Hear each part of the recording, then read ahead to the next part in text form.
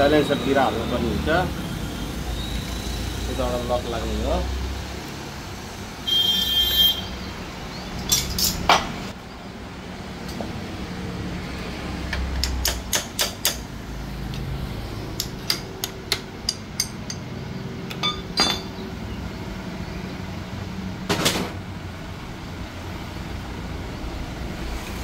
पिस्टनको lock पातलो पेचकसले मिलाएर हाल्नुपर्ने हुन्छ।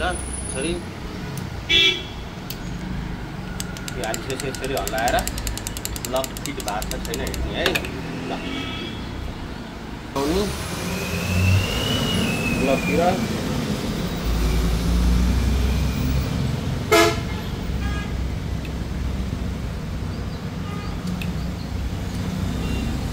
मोबिल ल्याएपछि फट्ट लाएर यहाँ छल्लक्क हाल्नु ल्याएर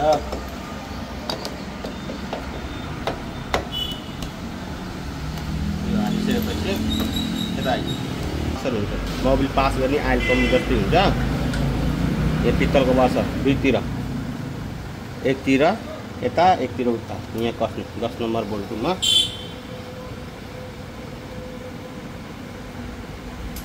यो टाइट भएन भने मोबिल लिकेज गर्छ है।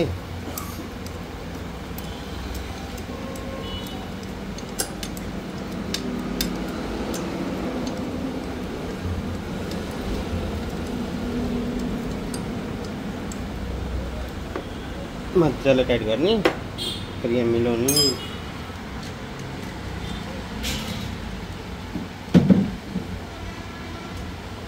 फेरि यो मोटो खाले गाइड यतातिर यहाँ लक लाउनु।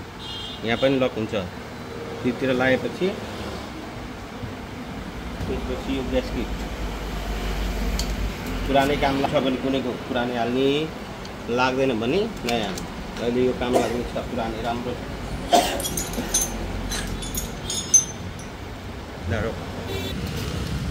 यो दुईटा भेल पनि खत्तम भइसकेको रहेछ। यो भेल पनि हामीले नयाँ हाल्न पर्ने भयो। यसलाई भेल हाल्दाखेरि लेपिन गर्नुपर्छ है।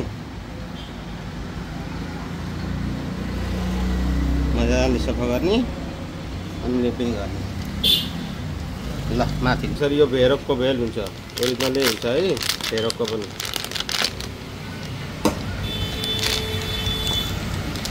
अनि यो भेल हाल्छ जहिले हाल्दाखेरि भेरोकको कि सोरुमको हाल्ने। सोरुम र भेरोक एउटै हुन्छ है। मजाले काम गर्छ।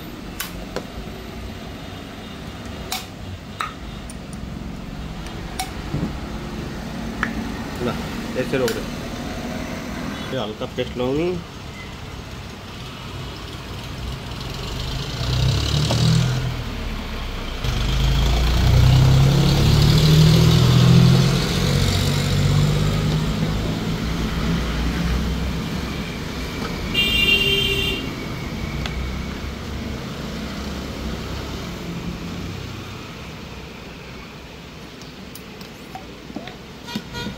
यस्तो पातलो पाइप लाउने, पेचकसले सट्ट घोट्नु।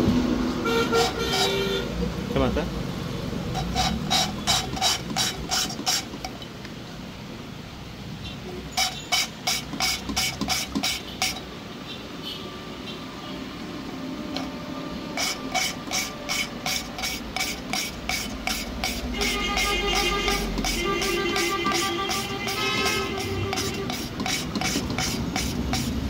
सर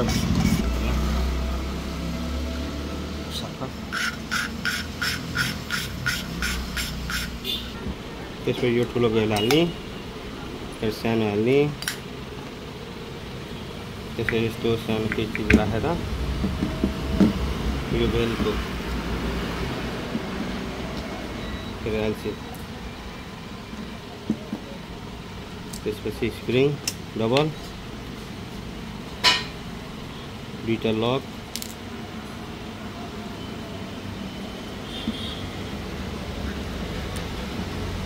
त्यसपछि सट्ट लगाइदिने।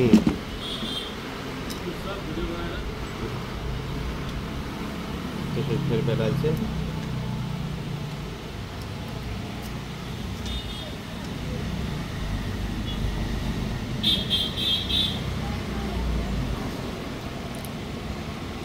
सेम फेरि त्यसरी नै थिच्नु।